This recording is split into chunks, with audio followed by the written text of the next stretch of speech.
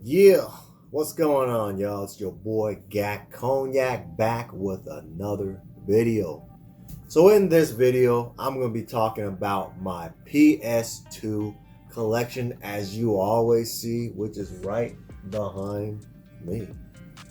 So I got a lot of games back here, and I've been collecting that stuff ever since the PS2 came out.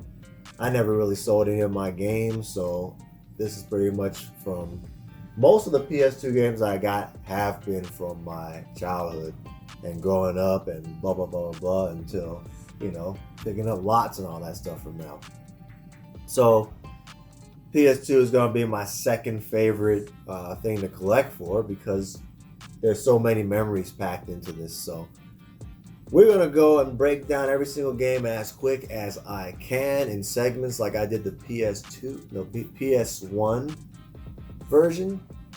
And there's going to be a lot of stuff, so hopefully it won't be that long of a video. But anyway, sit back and enjoy, guys. Yeah.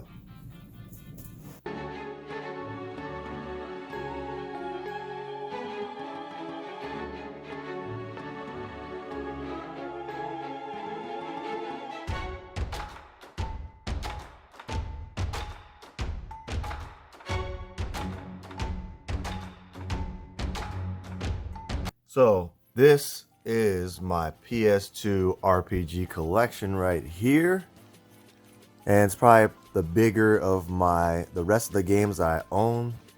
I have more RPGs than anything else because RPGs is what I think makes the PS2 great, man. So we're gonna start off. I'm gonna section these out by the the publishers. So let's start off with the first of the first stack. Bam! Bring that over here, right here. This is gonna be my Squarenix collection. You think I would have more of that because I collect so much for Squaresoft for PS1, but not really because I had to buy all this other shit. So, all right. First of all, we got is it this deluxe edition or whatever? Star Ocean Till the End of Time. I beat the game. It's actually open, but I sealed it back up just to keep it intact. I wish I would remaster this game because this is actually one of my favorite Star Oceans, man. 2 being the best, but this is right up there. And man, I remember when I got this, I sunk in like probably 300 hours into this game. This game was tough. You had to figure out a lot of things. And if y'all never played this game has like probably the most customizations ever. Got next. Y'all already know that Squaresoft is like the granddaddy of all RPG games. It shit out one of the greatest, one of the greatest collaborations out there, which is Kingdom Hearts. Because they put like Disney characters and Squaresoft or Square Enix characters in one and made an RPG out of it. Come on, man. And the soundtrack's great. Good shit. So, we got the Kingdom Hearts. Now we got Unlimited Saga. I got this for like hella cheap. It dropped down to like $12.99 at one point. So I was like, fuck it, I mean, I'm not sure if this game has anything to do with the Saga or the Saga Frontier series. But I think it's part of the Saga series. I never played it. This game didn't really get that good reviews, so I never really touched it because so many other RPGs to play. Then we got Brave Fencer Musashi right here. I got this one sealed. I think it dropped down to about $20 while I was working at Game Crazy. So I decided, hey, I'm going to pick it up. So it's been sealed ever since because it's supposed to be part of the Brave Fencer Musashi series. But I don't know, like they kind of changed it up a lot. So I hear it's still decent, but not as good as the first one. So it's just been sealed right there. Speaking of Saga, we got Romancing Saga. Another one of the Saga games that came out. I waited for it to drop down to like, $15 or so. And I picked it up. I really never played a lot of the Saga games, man. So I don't really know too much about the series. So, yeah. I got that. The rest of them just Final Fantasies. Like, good old Final Fantasy 12, I own both copies. Now I think I got this one for free. I don't know why, but This is the deluxe or collector's edition. Somewhere along the lines at GameStop, somebody just gave this to me, and it's like freaking hella new too. So I'm not sure if we didn't. I think it's probably the time when we stopped taking in PS2 games or something like that. And I got a copy of this as well. This one I picked up first. Final Fantasy 12 right here. I never got to beat this game either, but I do want to revisit it on the Zodiac age or whatever like that, because you know it's supposed to be a little bit easier to play than the PS1 and the PS2 version. There's a Final Fantasy Online. This came in a lot. I never got to play Final Fantasy Online because I didn't really have the internet service and all that stuff to be supporting this, and I never got the hard drive. So just have it just to be in the collection. Now we got Final Fantasy X and Final Fantasy X2. Final Fantasy X being somewhat of an all-time favorite for most Final Fantasy players. I do like the game as well. I thought the battle system was pretty interesting. And then X2 came out. I remember I bought this full price, man, and I was hella mad. That shit was so whack, dude. I paid full price for this shit. So I fucking got past, like, I don't know, first crab boss that you had to fight, and after that I fucking turned it off. It was too weak. And then we got Final Fantasy VII, Dirge Cerberus. I got this on a really amazing lot for like $20. It came with God Hand. So yeah, I mean, this is not even really an RPG, but since it's Square Enix, I just threw it in here with it because it's Final Fantasy VII. But it's more of like a shooter, so it should be in my shooter pile or hack and slash or whatever pile, but fuck, I'm just gonna leave it in there because it is a Final Fantasy game. Anyways, that's all for my Square Enix collection. Is not as big. Like, there's still a lot of games that I do want to collect for it. Never got around to it, man. Anyways, I'm gonna get to my second stack. So this is my Namco stack right here, and this is, you know, this stack is actually one of my favorites. So first stack, I got all the dot hack games. I got the part 1 of the GU right here, which is something you never see. This is the one that comes with the figure. So I kind of like shrink wrapped this so it wouldn't get all dusty and crap. This comes with the game and all. So since I got this deluxe whatever edition, I didn't buy another loose one. But one thing I like about the dot hack series is, like, you know, if you put them all together, they create a whole entire picture. So you already know the dot hack series is highly coveted, especially the first 4 chapters. So basically I had bought all of them, man. So I got dot hack Infection. I basically bought these just to watch the DVDs because I only played the first one. Then I got Mutation. Mutation being a pretty expensive. Outbreak, and then the most expensive one being Quarantine. So, you know, y'all can say this is some Grail shit. So yeah, maybe they'll remake this one day. I'm not sure, but they did made it online. I thought it would be tight. It's just the fact that they made a fucking online RPG game simulation. That was pretty funny. So I do got these. These aren't worth as much because you can actually buy these at you know, GameStop for like $20 as a whole set for PS4. Actually, this one's still sealed. I was trying to buy them all brand new, but it was too late. They were coming out with it too fast, and I was getting too broke. So I found a used one. Somebody traded in. I think I bought it off on the Game Crazy back in the day. So we got that. And then, like I said, we got this one. At one point, this fucker was going for like $1,000 online, and I think it dropped down in price again. So I have it. I've had it since forever. It's a cool little statement piece. And then we have the Xenosaga games. I don't own part 2 because at one point I refused to own it because that second one looked like shit. They decided to make too much changes, but part 3 redeemed himself. So I've only played the first one, which I love because I'm a really big fan of Xenogears. So if you never played Xenogears, you guys play that, man. It's one of the best storylines ever. So this one is just as good, man. It was played just like a Xenogears game, but, you know, with better graphics and stuff like that. But the storyline is a little bit more weird on this one. But yeah, and then we got the Super Grail of all grails, which is the lenticular cover of Xenosaga 3. And yes, it is sealed. I bought this at game crazy because it was just sitting there all day. I do have the strategy guide as well for it. But I love this character, Telos or Tielos, whatever you want to call it. I thought she was an amazing character, especially for a bad guy, because she was like the bad counterpart of Cosmos right here. But yeah, so they redeemed themselves by making this particular Xenosaga. But Xenosaga is supposed to be a 5-part series. The fifth freaking part was supposed to be Xenogears, but you know, they got all stupid and stuff. Anyways, yeah, that is the Xenogear or Xenosaga collection with my Namco collection. But yeah, Namudi said he gonna look for part 2 and send it to me. So hey, if you do, good looking out, man, because I refuse to buy that game. Anyways, there. That is some Grail stuff. I know Hero's been wanting that Xenosaga 3 sealed forever. But Godspeed to you. You'll find it one day.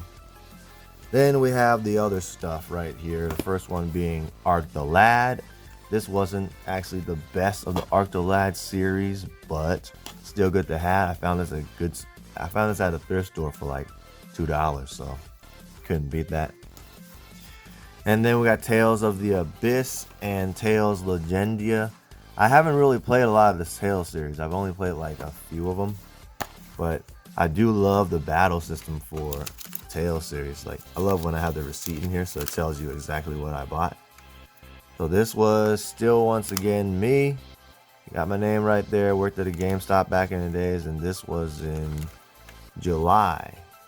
So basically what I did was I returned Afro Samurai, or did I buy Afro Samurai? I think I returned it. Yeah, I returned it, and then I got Tales of the Abyss for it. So yeah, so I kind of keep these in here just to show how I got these games. Good for memory. And then I got another one, Tales of Legendia. Let's see.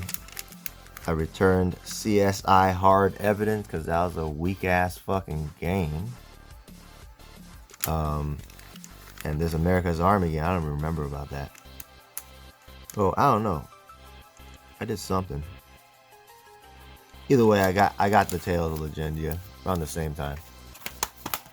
So yeah, that is my Namco series, and I already know this is gonna be a long ass video. So I already decided to cut this into 2 parts because, man, it's gonna be too long. At the same time, man, I'm gonna show all the RPGs and the horror shit, so I get that out the way because that's what most people want to see anyways. The other stuff's gonna be miscellaneous.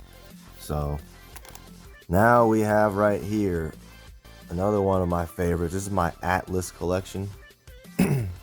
So we're gonna show you the Atlus stuff, man. All right. First of all, we got Magna Carta, the deluxe box set. I always wanted this back then, but I didn't want to pay for it. So another reseller in town who actually has decent prices, he actually sold this for me for $20. Now it doesn't have the poster up in here, but it has an art book and all. It's amazing. So they, this is an Atlus game, but this game was done with Korean artists. So if you're like a pro at anime, you could tell Korean anime art over Japanese. It's just the way they draw their eyes and all that stuff. Anyways, so yeah, pretty cool. Little fan art type of thing. Then we got Growlancer, and this one is like, I think it's the 5th in the series. Growlancer, Heritage of War. Or I could be wrong. So I got this one is actually really sealed, like, and I do have the other Growlancer right here, which I like kind of sealed it back. But Growlancer Generation Deluxe, it's not an Atlus game, but I put it in here just because it's, you know, both Growlancer games, and during the time this is a Working Designs publication. This is probably the last Working Designs game, you know, that they actually published on the PS2. So I had to get this. I beat these games. These were amazing. I love the art to the Growlancer series, man. Love it.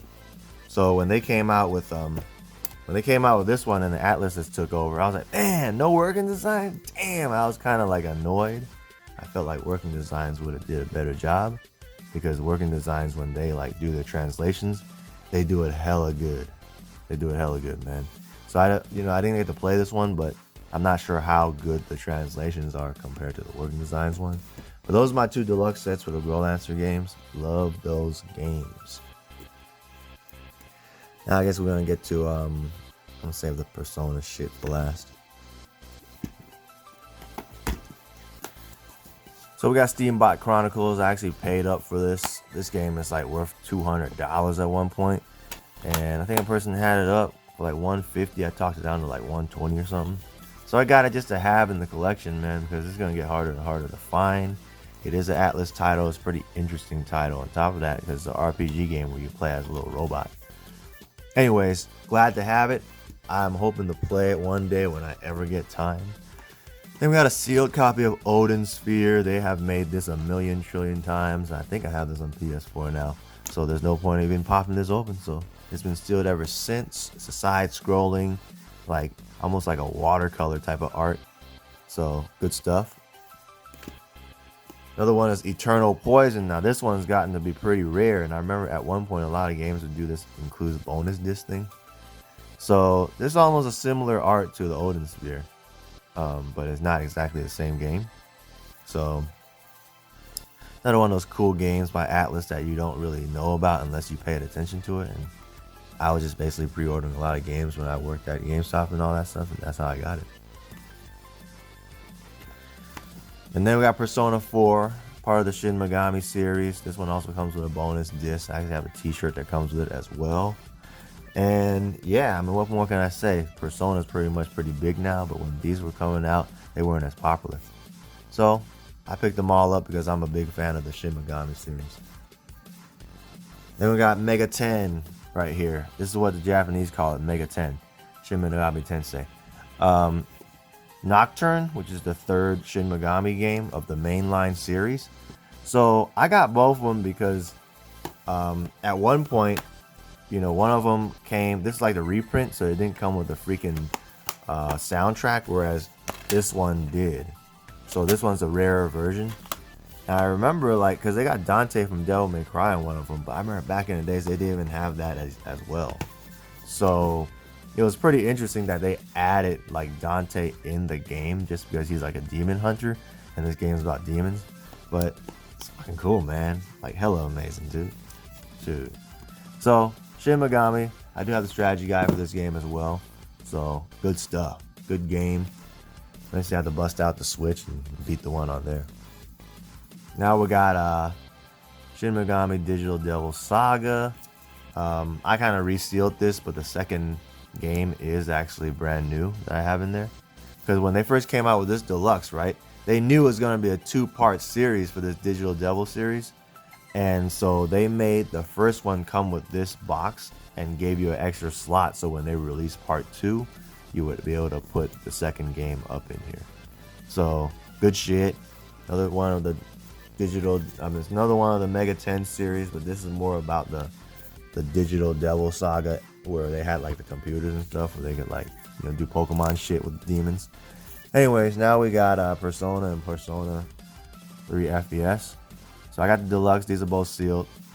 This is the expansion for it, and this is the regular game. And this is probably what made the Persona series popular, was this particular game, man. So this is good stuff right here. The art is pretty similar to like the old Persona games, but good stuff. I think this one's probably the best in the series. I don't care what anyone says. But Persona 3. Bam. So that would be my... Oh, I got one more. I missed out. I do have this right here. This is the Raido Kuzunoha game of the Devil Summoner series. I don't have part 1, but I have this. And this is starting to shoot up like crazy right now. But I bought this back then at GameStop, because, you know, I had to buy every Mega 10 game. So basically this game right here and the first one, it talks about this dude right here in the plush, Raido Kuzunoha. So it's like another side spin-off, man. That's the crazy thing about the Mega 10 series, like they fucking expanded that shit to, I don't know, like hella far, man. So it's a great series, man. If you like some like deep type of crazy shit, with like all types of like lore and all that stuff from like different origins in like real life, then you'll like games like that. Anyways, we have right here the NIS America, aka Nippon Ichi Games, or NIS America, most people would call it. So starting with that, I do have a lot of their games because I'm a big fan of that company. So we're gonna go down the line. It's not even in real order, so I'm gonna try to make it in order.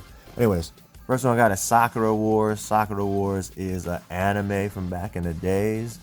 It's kind of like a really old, dated anime, so most people won't even really get into this thing. But the funny thing is, like, you know, the main chick, Sakura, she's not even like in the front cover of this game. It's hella interesting. But this is kind of your RPG. It came out of nowhere. I couldn't believe they even made a game for this. But I do have this deluxe box with 3 bonus items. This one is sealed. I never got to play to it.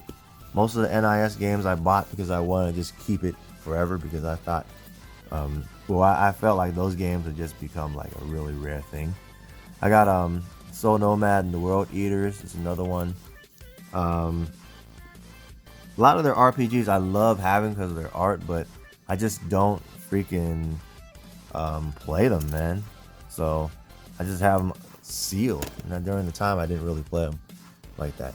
Anyways, this doesn't look like it's a Nippon Ichi game, La Pucelle Tactics, but actually it's on the back. You will see Nippon Ichi software. So this, before they even became NIS America, this was one of the first published games they had for PS2.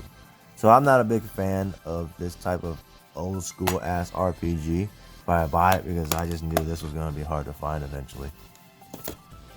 And then we got Grim Grimoire. So if you were to compare anything with Odin Sphere, Grim Grimoire would probably be the first game to come out that played like that with this type of art and side-scrolling action. So yeah, Grim Grimoire. Nobody really talks about this game, but this is another good-ass game that's like Odin Sphere. Then we got Makai Kingdom right here. I unfortunately wasn't able to purchase this brand new because I was getting broke. But if y'all like Disgaea, this is pretty much like a Disgaea game right here. Makai Kingdom. Now we got Mana Chemia 1 and 2, the deluxe sets. So first one's right here. Y'all already know what it comes with. Like, it's always gonna come with like a soundtrack and all that. Most of these NIS America games, they did that back then. So 1 and 2. I never got to play these games. I actually used to own the one with the big box, the premium set, and then I sold it because like I ended up finding out that all they did was put this thing into the Japanese deluxe box and called it a freaking deluxe set. And I was like, y'all can't do that, man. Y'all just took the existing one and y'all didn't even make it into the US version. Like in the back, it was still Japanese. So I just sold it and kept these two, called it a day. It wasn't official enough for me. And they was trying to say only 500 was out and stuff. Like, come on, you could buy the Japanese one, throw this one into the Japanese box, and then call it the deluxe version. So how real was that? So it was being fake ass bitches, so I didn't like that. Yeah, I was like a purist back in the days. Anyways, Phantom Brave is another RPG game for NIS America. They came out with this like 1,000,000 times, so I basically own this on every console besides the Switch. A decent RPG game though. Now we got the Disgaea. Where the fuck is my other Disgaea game at? I don't know. Where is that? Maybe I lost it, man. I used to have it, but I think somebody borrowed it or something like that. But I had Disgaea 1 sitting somewhere, and Disgaea 1 is kind of supposed to be like a rare game, man. So anyways, got Disgaea 2 right here. Bam. Everyone knows Disgaea is one of those games that you level up to like 9,999 and shit, so who had the time to play that, man? Anyways, I've been wanting the other Atelier Iris games, but I was only able to secure the first one, unfortunately. Or maybe I thought I had the first one, man, but I don't know what happened to that. I think somebody's been coming here slowly stealing my games, or the Mandela effect or so, whatever is happening to me. Anyways, this one's sealed. I got this when I was working at Game Crazy. It was just sitting on there forever until it went down in price. I bought it. Then I got the R. Tonelico series. I'm missing part 3. This one, I always wanted this game. Took me forever to find, and eventually I found it. It's not exactly brand new. I just sealed it back. And then part 2 came out. I had to buy that, another deluxe box set. So, bam. Love these NIS games, man. The art is amazing on these games. Anyways, that's all for my NIS America collection, I believe. So, I don't know what the fuck happened to my Disgaea game, though. I know I had it. And if somebody borrowed it, I know that's what had to happen. Anyways, this is like my random, not even all RPG or anything like that, but it's like my random RPG games that don't deserve to, you know, have its own section. Number 1 is Shining Tears. This is made by Sega. It's part of the Shining series, but none of them are really like related to each other. But I think the other one is a little bit more expensive.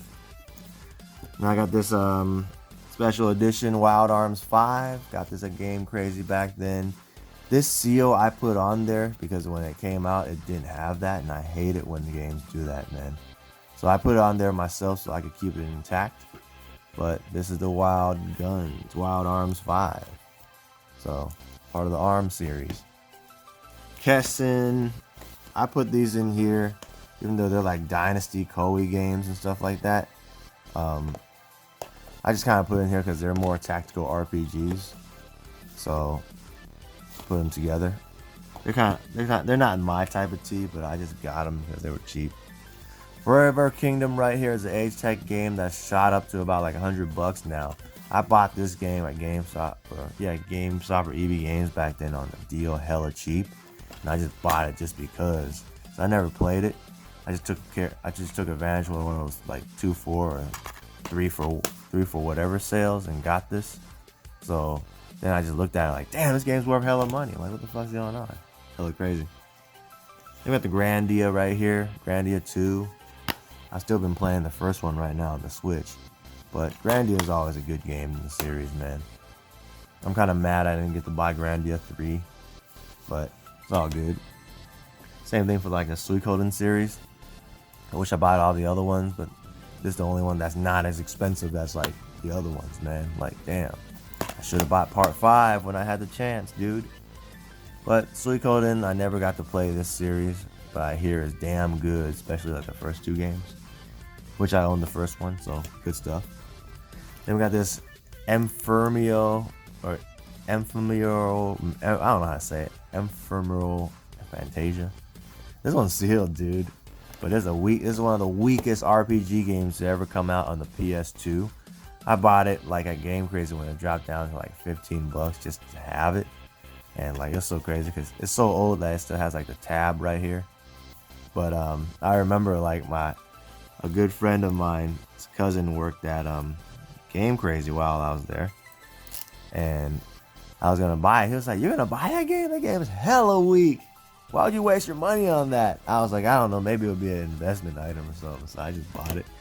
So he always teased me about it. Anyways, Dark Cloud 2, I got this on a nice pickup. No manual, man. Need that. Yeah, I need part 1 as well, but Dark Cloud's supposed to be an amazing game. Haven't got to play it yet. But yeah, took forever to shoot this video for all this game because yeah, I got like about 200 like something games. About like 200 and almost 250 games for my not RPG, but PS2. So I already know I had to break this down into 2 parts. And so, since this already took like hella long to shoot, I'm gonna do like 1 more, and then we'll break it up into the next part, man. Let's do it. Alright, up next, we got my survival horror collection. Ain't too much games on there, but every single survival horror game is pretty much a grail. So let's do a little deep dive on that. Alright. Yeah. So let's start off with the first 3. First 3 we got will be Onimusha, the trilogy. Where the fuck is my shit at? See, I thought I was losing. I was losing it. Onimusha quadruplilogy. Anyways, so I got these 3. These are one of my favorite games, man. These don't exactly count as horror games, but they technically play like a survival horror Resident Evil game. So I include them in the horror genre. Because some of them kind of scary. Anyways, you already know, this is like a samurai game. Pretty much you play as Samanosuke for the most part. And then they change off into these two motherfuckers that nobody really wants to play. But all in all, still solid games. I enjoyed the hell out of them. And I'm hoping that they either do a remake or some type of remaster without being lazy fucks. So these are fun games. Good games to start off with. I think the first one was actually one of the launch titles. So this game stands up for the test of time, man. I gotta give it to him. Philip Samanosuke. Y'all didn't know this actor is a real actor in Taiwan and shit. So, yep. Anyways, we'll move on. So we got The Siren. This is probably the most worthless of the survival horror games, but it's an interesting game. It plays almost like any other Silent Hill type of game, but if you ask me, it's kind of creepier. So I got this at GameStop back in the days because it was just sitting right in front of me in the PS2 aisle, and I was like, screw it, let me just buy it just to have it, man. And my dumb ass didn't buy Kuon during those times, man. I didn't buy this game when it was $20 something, being a dumbass, so I had to spend good money for it. Anyways, I bought this for like, fuck, dude, like $500, man. But, you know, I rolled the profits from whatever I flipped and got the Kuon. So y'all already know this is some grail shit. I have the cover on upside down for some reason. But whatever. So y'all already know Kuon from Software Games. That's why it's worth hella dough, because they don't make too much copies and nobody knows about shit that they do until Sekiro came out. Or what's the Dark Souls or all that shit. So yeah, here it is, Kuon, some grail shit. So if I'm gonna show that, I gotta show Rule of Rose next, right? Because Rule of Rose and Kuon are like the top 2 most expensive freaking games, man. So, bam, Rule of Rose, right there. You already know this is rare as hell. I spent like 400 and some bucks just to get this game, but I had to, man. I freaking had to get these. And this should have been on my Atlus RPG, but this ain't no RPG. So both of them pretty amazing. Then I got Haunting Ground that makes the trilogy. Now this is a fake cover. I do have the real cover, which is all jacked up, but I'm missing the manual to the game. I had to buy this for like $90 back then, dude. Dude wouldn't budge. But if you look at it now, just the disc only, it costs like $200-300. So I need the cover for this because the cover that I have is all messed up. And for some reason, every time I look online, all the haunting grounds, they're all underwater and shit. Like they look like they freaking got rained on, man. What is up with that? So this is considered like the trilogy of the greatest horror games, or the greatest grail horror games out there. So these are good to have. Bam. Y'all didn't pick this up? Y'all probably shouldn't ever pick it up, because y'all gonna break the bank picking that shit.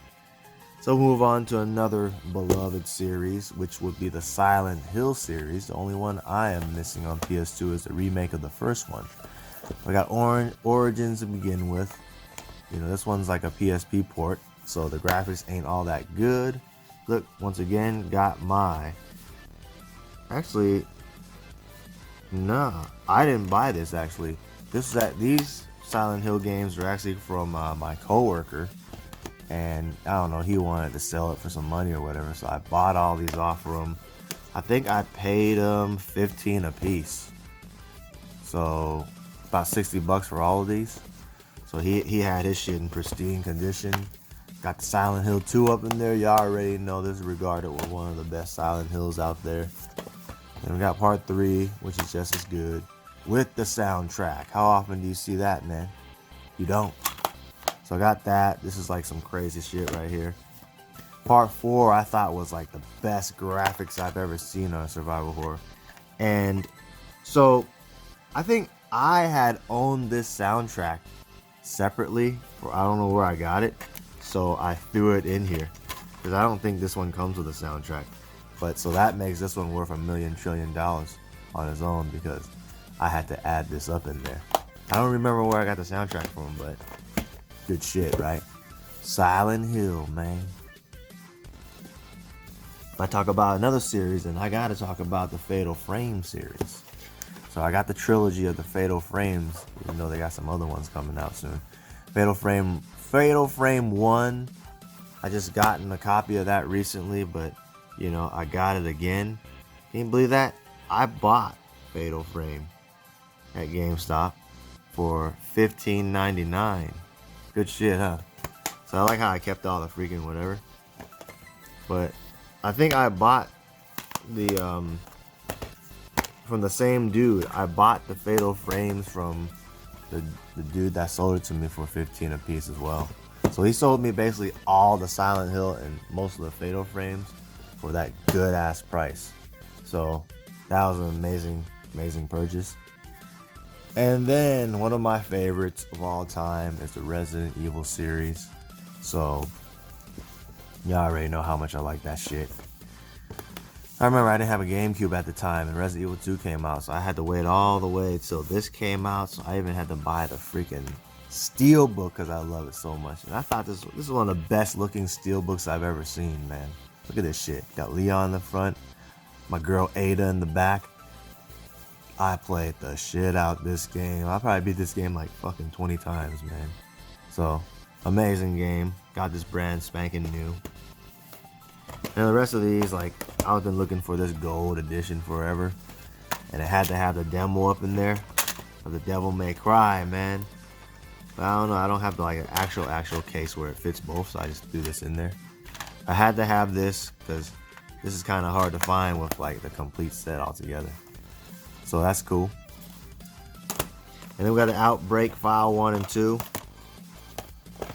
Y'all already know this is good stuff. I always wanted this back in the kid, but I didn't get it till way later. So by the time I picked it up, I never really got to play it like how I wanted to. I wish I had the manual for this though. So that is the Resident Evil series on PS2. I still need the other Resident Evil games like the Dead Aim and all that shit. Anyways, this is kind of a hidden gem right here. I bought this at like a Tower Records back in the days. Me and my cousin was looking for like another survival horror game to play. So Extermination was just sitting there for like, I don't know, 15 bucks or whatever. So we bought it. And this game is actually pretty good. It plays like Resident Evil 4 actually. Because, you know, you get a knife and you can break boxes and all that stuff. So it's actually a really decent game, man. Y'all should check it out. It's almost like since you're in the snow, it's almost like The Thing and Resident Evil 4 put together. But check it out. It's a pretty good game, man. I gotta give it to him for that one. This is one of the Grail pieces. I picked it up recently because I saw somebody put it up on bid, and I was fucking around and bid it like 200 bucks for this damn thing, man. But you know, this Age Tech From Software games are always worth dough. So this is kind of like, I don't know, Alien Isolation before freaking Alien Isolation came out, because you're like in space and shit. So it's a cool ass game. If y'all collect for horror titles like me, you know, definitely get it. Clock Tower 3, one of the Capcom horrors, just like another haunting ground. But you already know, Clock Tower has been like an old school ass horror game. It's been around. It's like a pioneer type of game. But they made this one. You already know, recently I picked this up for a good ass deal. So I'm glad to have all that in my horror collection. So that right there marks everything for my horror titles right there. And man, it's been a long time collecting for all this stuff right here, man. I'm just happy I got it, because PS2 shit is just hard to find, and everything out there is just fucking Ratchet and Clanks and bullshit ass games out there. So that will conclude those two, the RPG and the horror titles. I figured I'd put the best shit out first, and then when you watch part 2, you'll see all the other stuff, which most people will probably just be interested in seeing these two anyway. So this is just to serve you guys. And if you guys do like watching my videos, then do check out the part 2 coming out in the next couple days. Because when I shot all these fucking videos on the games, this thing came up to like freaking over an hour and a half or something. So check out the next one coming up soon. Hope you guys enjoyed this collection. Anyway, this is your boy Gak Cognac signing out.